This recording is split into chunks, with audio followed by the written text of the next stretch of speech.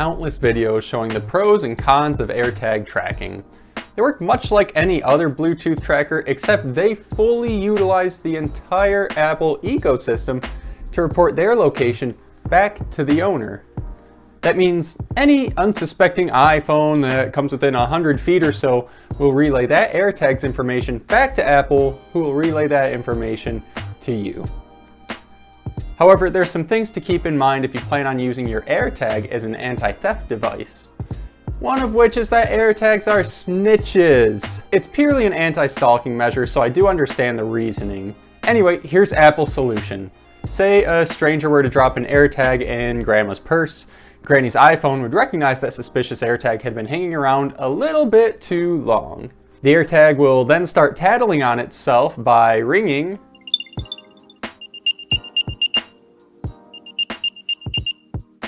and the iPhone will probably pop up with this message.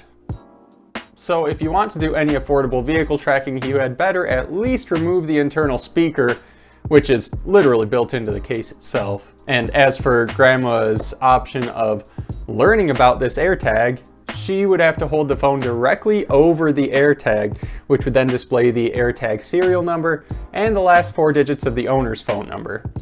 From there, Grandma can take that information to local law enforcement. In regards to Grandma's other option to disable her stalker's AirTag, well, let's just hope that she has access to the physical AirTag, because the instructions are simply to remove the battery. So to use this for vehicle tracking, you would want to disable the speaker and make darn sure it's impossible to find. What's that? You say you want to hide your AirTag in a truly inaccessible location with absolutely no chance of retrieval once it's put in place? Well, that's exactly what I opted for on the van, which means I could not rely on the battery long term. So I picked up this little DC voltage regulator. I seriously love these things. I decided to run it in parallel with the original button cell battery. This setup uses the van's electrical system for power, but also retains the button cell as a battery backup in the event that all 4 of the 12-volt batteries are disconnected by the thief. So after prying it apart and visualizing a wiring diagram, it was time to start soldering. I hit the left positive connection first, then the center ground pin, then the right positive connection. Note that you do need to connect both the left and right positive connections, as they are not connected internally through the AirTag circuit board. Then I soldered in the diode as a backfeed prevention. Now remember folks, diodes are directional. The white band is on the end which the voltage exits out of. Next I added my pigtail to the negative side of the button cell battery. And it went way better than expected, which is good, as these batteries cannot handle prolonged heat. Then I tied the battery negative wire to the AirTag negative wire and soldered them into the ground terminal of the voltage regulator. But I had forgotten to add my 12-volt DC battery ground into this leg of the circuit, so I figured I would just tack it on to the back of the battery. Well, this ended up being a huge mistake, as I couldn't seem to get the wire resoldered to the battery. Eventually I grabbed some 100 grit sandpaper to roughen up the battery surface, and I also added some soldering flux. But even after that, I still had to mess around with it for nearly 10 minutes before it finally stuck. And if I were to do it again, I would probably just spend the money on a battery holder. And now is a good time to point out that although the CR2032 button cell battery claims to be 3 volts, it actually has a floating voltage of around 3.18 volts, as you can see here. Well, on the back of the voltage regulator, it has multiple options, and I had already bridged the contact pads for a constant 3.3 volt output, so that should be perfectly fine. Anyway, next I soldered on the 12 volt DC battery positive wire, just so I could double check the voltage output before getting too far ahead. And it's a good thing I did, because I was only reading a voltage of 2.7 at the AirTag input terminals. So rookie mistake, forgetting about the voltage loss through the diode. It looks like the diode had a voltage drop of 0.21 volts.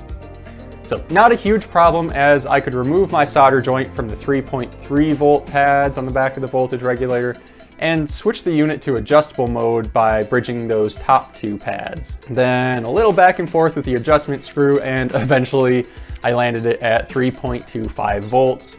And that seems like a good voltage for me. So next to complete in the circuit is the connection between the AirTag positive input and the diode's positive output. Then that just leaves this solder joint to solder to the positive side of the button cell battery. And now the first test of the AirTag being powered solely by the voltage regulator.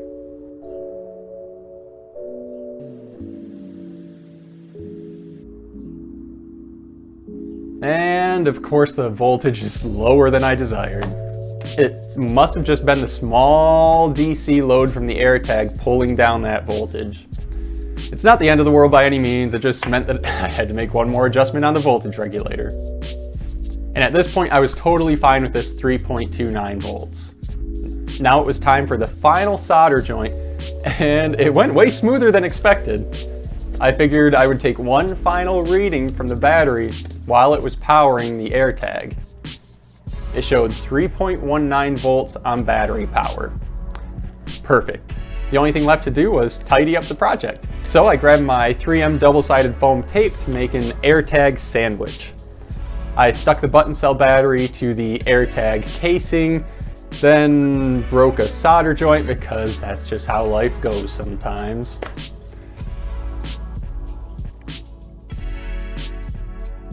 Then broke another solder connection because sometimes life just kicks you when you're down.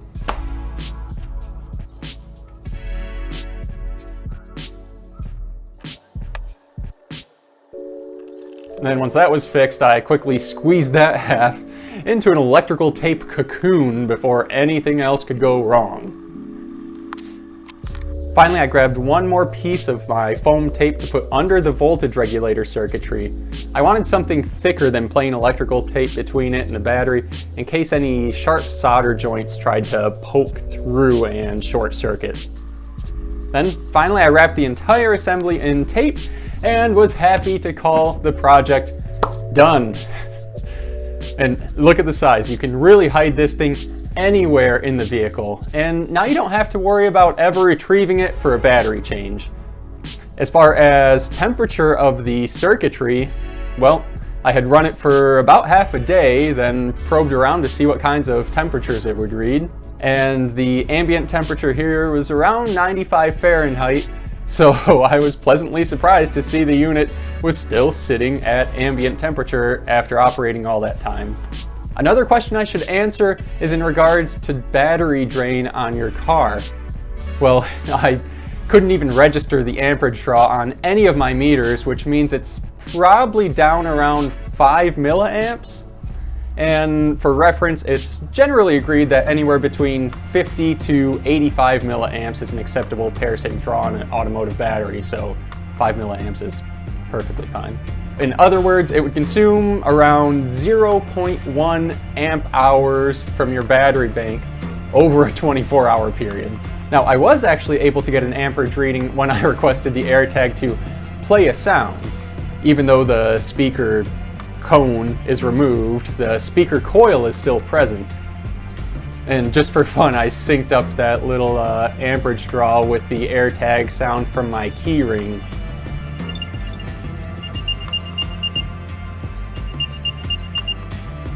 Which then got me thinking, maybe someone should hook up the AirTag speaker output to their vehicle horn.